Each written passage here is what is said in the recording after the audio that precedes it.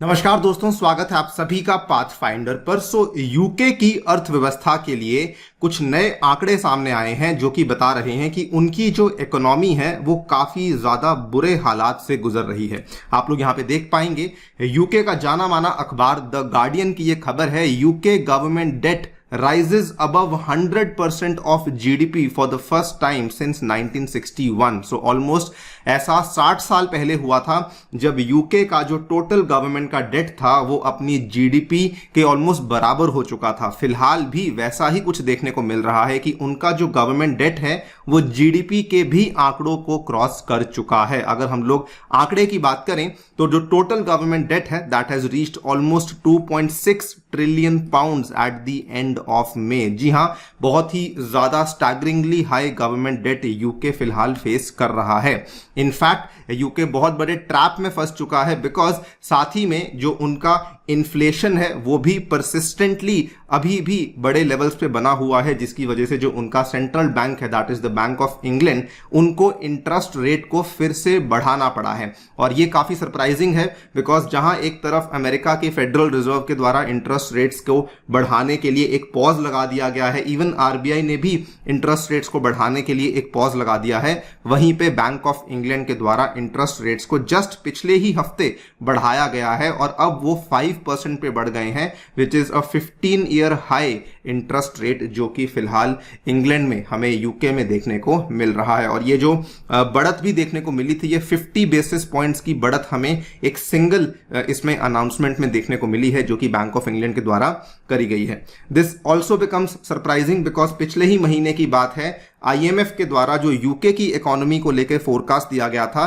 They had said कि UK की economy recession को अवॉइड करेगी बिकॉज इसके पहले आईएमएफ ने पिछले साल के अंत में यह कहा था कि यूके जो कि एक कॉस्ट ऑफ लिविंग क्राइसिस को फेस कर रहा है, उनकी जो जीडीपी है वो 0.3% से कॉन्ट्रैक्ट करेगी। लेकिन पिछले महीने के फोरकास्ट में they said that UK economy will now grow by almost 0.4%। लेकिन अब जो ये वाले आंकड़े हमारे सामने आ रहे हैं ये कुछ और ही पिक्चर बता रहे हैं। जानेंगे यूके की इकोनॉमी की एग्जैक्ट हालत यहाँ पे क्या है एंड ऑल्सो समझेंगे कि जो यहाँ पे यूके की इकोनॉमी फेस कर रही है ये कैसे बाकी दुनिया के लिए भी एक बहुत बड़ा मैसेज है। आइए शुरू करते हैं दोस्तों मेरे साथ। मेरा नाम है अनिरुद्ध। यदि आप लोग मुझे फॉलो करना चाहते हैं, हमारे लेक्चर्स के पीडीएफ्स को डाउनलोड करना चाहते हैं तो यहां पर दिए गए टेलीग्राम चैनल के माध्यम से ऐसा कर सकते हैं। ऑल्सो बताना चाहूंगा दोस्तों, कुछ ही दिनों में हमारा अगला अग्निपथ बैच शुरू होने वाला है from the 3rd of July. अगर आपने इसमें एनरोल नहीं किया है तो जल्दी से एनरोल कर लीजिए, स्पेशली अगर आप अभी अपने कॉलेज को समाप्त करके अभी भी सोच रहे हैं कि कहां पे एनरोल करना है। दिस इज द बैच जहां पर आपको सभी की सभी सर्विसेज विच इंक्लूड्स आपको प्रीलिम्स और मेंस की क्लासेस, 900 प्लस अधिक घंटे की क्लासेस, मेंस और प्रीलिम्स की टेस्ट सीरीज एंड उसके बाद फ्री मेंस मेंटरशिप और इंटरव्यू गाइडेंस प्रोग्राम अवेलेबल करवाया जा रहा है। इन सभी चीजों की ओपन मार्केट में जो कॉस्ट है दैट इज 1.7 लाख और हम लोग आपको ये सभी चीजें अवेलेबल करवा रहे हैं मात्र 8,000 रुपए में।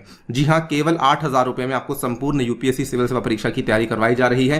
ध्यान रखिए, in order to enrol in this course you have to use the coupon code Ani UPSC. और मेरे ही द्वारा इस बैच में आपके लिए कंप्लीट जियोमॉर्फोलॉजी स्टार्ट होने वाली है from the 3rd of July and इसके अलावा मेरे ही द्वारा साइंस एंड टेक भी इसी बैच में मैं ही आपके लिए लेने वाला हूं। वंस अगेन इसका जो लिंक है वो दोस्तों डिस्क्रिप्शन में दिया गया है।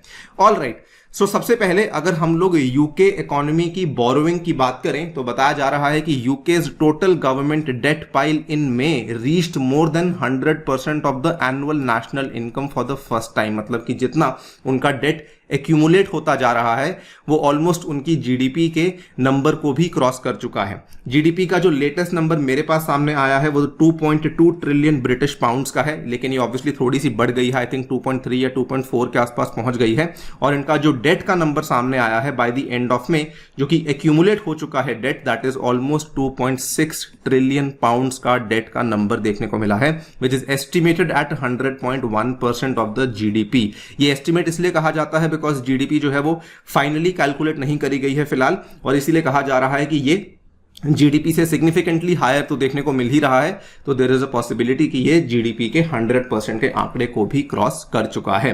ये काफी सरप्राइजिंग है बिकॉज ऐसा पिछली बार यूके के लिए 1961 में हुआ था, जिस टाइम पे यूनाइटेड स्टेट्स में एक रिसेशन देखने को मिला था। 1960-61 का ये मंदी हमें यूएसए में देखने को मिली थी, जो कि स्पिल ओवर करते करते बहुत सारी वेस्टर्न यूरोपियन कंट्रीज में, स्पेशली हमें यूके में भी देखने को मिल रही थी। और यही यहाँ पे ये वाला जो रिसेशन था, जो ये 10 मंथ्स के लिए चला था, उस टाइम पे ऐसा हुआ था कि यूके का जो ratio of debt to GDP है वो 100% से बढ़ गया था, जो कि अगेन काफी ज्यादा सरप्राइजिंग यूके के लिए हो रखा है। नाउ ये हुआ क्यों है, इसके पीछे कुल मिला के 2-3 कारण हैं। देखिए, नंबर 1 तो यहाँ पे क्या हुआ है कि गवर्नमेंट के द्वारा बहुत सारी जो cost of energy support schemes हैं, जो कि उन्होंने अपने नागरिकों के लिए चलाई हुई है, बहुत सारा पैसा बेसिकली यहाँ पे सब्सिडीज के तौर पे गवर्नमेंट के द्वारा दिया जा रहा है। अब सब्सिडीज देंगे तो कहीं ना कहीं से पैसा आएगा, तो वो सारा का सारा पैसा बोरोइंग करके आया हुआ है। उसके बाद इन्फ्लेशन लिंक्ड बेनिफिट पेमेंट्स भी यहाँ पे लोगों को दी जा रही थी, जो कि अगेन करंट गवर्नमेंट के द्वारा ही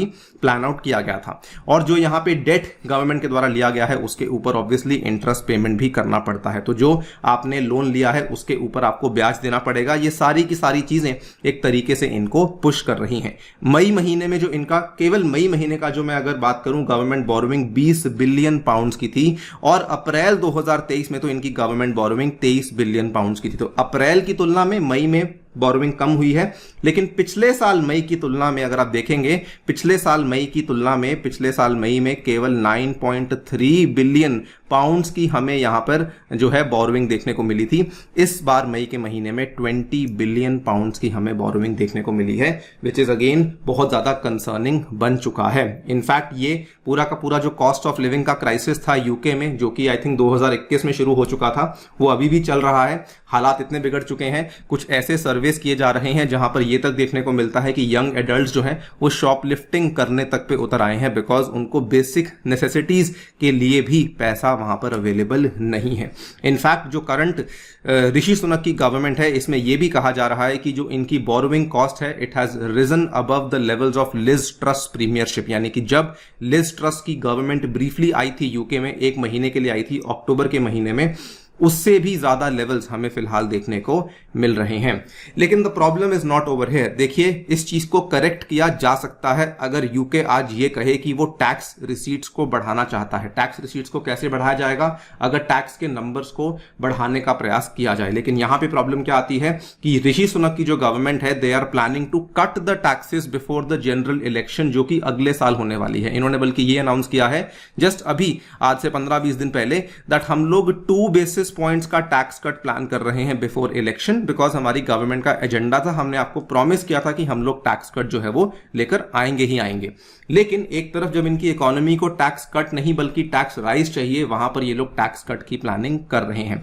और ये करना नियरली इंपॉसिबल है, बिकॉज अगर आप आज टैक्स कट कर देते हैं तो इन्फ्लेशन जो कि ऑलरेडी बहुत हाई है वो नहीं रुकेगी। यूके के इन्फ्लेशन के नंबर्स बहुत ज्यादा चिंताजनक हैं, बिकॉज अप्रैल में भी अगर आप देखेंगे तो core inflation and the headline inflation दोनों के ही नंबर्स काफी ज्यादा बढ़े हुए हैं। अप्रैल में जो कोर इन्फ्लेशन 6.8% थी, वो मई में बढ़ते हुए 7.1% हो गई। जहां पर दुनिया की मेजर इकोनॉमीज में इन्फ्लेशन कंट्रोल में आ रही है या फिर कांस्टेंट रह रही है, यूके में इन्फ्लेशन बढ़ती हुई देखने को मिल रही है। हेडलाइन इन्फ्लेशन जो है काफी लंबे टाइम से 8.7% के आंकड़े पर अटकी हुई है। ये कम हुई है, पिछले साल तो 11.25% चली गई थी, लेकिन फिलहाल फिर भी 8.9% पे भी ये काफी बड़ा नंबर है, बिकॉज G20 की जितनी भी कंट्रीज हैं उनमें ये सबसे ज्यादा हाईएस्ट लेवल की इन्फ्लेशन हमें देखने को मिल रही है।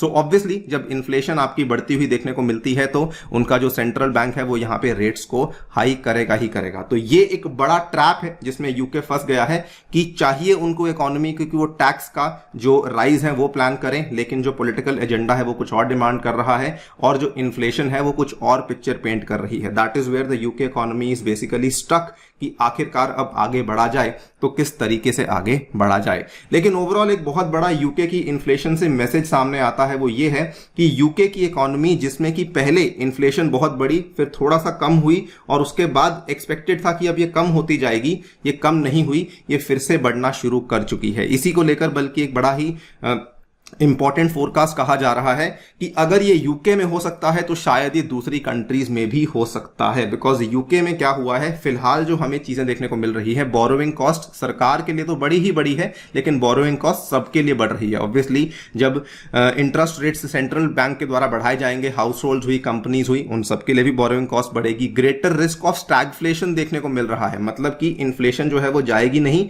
इकोनॉमिक जो है इकोनॉमिक आपको स्टैग्नेशन देखने को मिलेगी, इकोनॉमी ग्रो नहीं करेगी और इन्फ्लेशन भी आपकी कहीं नहीं जाएगी। ये वाले रिस्क अब हमें देखने को मिल रहे हैं। After inflation now we are going to see stagflation, जो कि यूके में देखने को मिल रहा है। और इससे जो इनइक्वालिटी है ये भी हमें और ज्यादा खराब होती हुई देखने को मिल रही है, because the rich are getting richer and the poor are getting poorer. और इसीलिए शायद इसीलिए कहीं ना कहीं आरबीआई ने इस चीज को ध्यान में रखा है और जो लेटेस्ट आरबीआई की मॉनेटरी पॉलिसी मीटिंग हुई थी उसमें उन्होंने फिर से बेसिकली अपने इंटरेस्ट रेट्स को पॉज करने का ही फैसला लिया है। बिकॉज इवन दो इन्फ्लेशन घट रही है but RBI is being cautious कि कहीं ऐसा ना हो कि फिर से इन्फ्लेशन बढ़ने लग जाए अगर हम आज जल्दीबाजी में अपने इंटरेस्ट रेट्स को यहां पे सडनली कम कर देते हैं या फिर जो है कम करने की अनाउंसमेंट कर देते हैं। दोस्तों ये वाला जो एंगल है this should definitely worry not just India बल्कि बाकी इकोनॉमीज को भी इसको लेकर आई थिंक कंसिडरेशन में लेना चाहिए और अकॉर्डिंगली अपने इंटरेस्ट रेट्स को प्लान करना चाहिए। बाकी आपकी क्या राय है डेफिनेटली बताइए मुझे कमेंट सेक्शन में। जाने से पहले एक बार फिर से बताना चाहूंगा दोस्तों, अगर आपने अभी तक अग्निपथ बैच में एनरोलमेंट नहीं किया है तो जल्दी से जाइए एनरोल कर लीजिए using the coupon code Ani UPSC. ये बैच हिंदी में भी अवेलेबल है और ये वाला बैच भी 8,000 में ही आपको अवेलेबल करवाया जा रहा है जो कि 15 जुलाई से स्टार्ट होने वाला है। इसके अलावा सीसैट बैच में भी आप जाकर हिस्सा ले सकते हैं और हमारी टेस्ट सीरीज तो चल ही रही है, वहां पर जाकर के भी आप लोग हिस्सा ले सकते हैं। Thank you so much for listening, stay tuned and stay safe.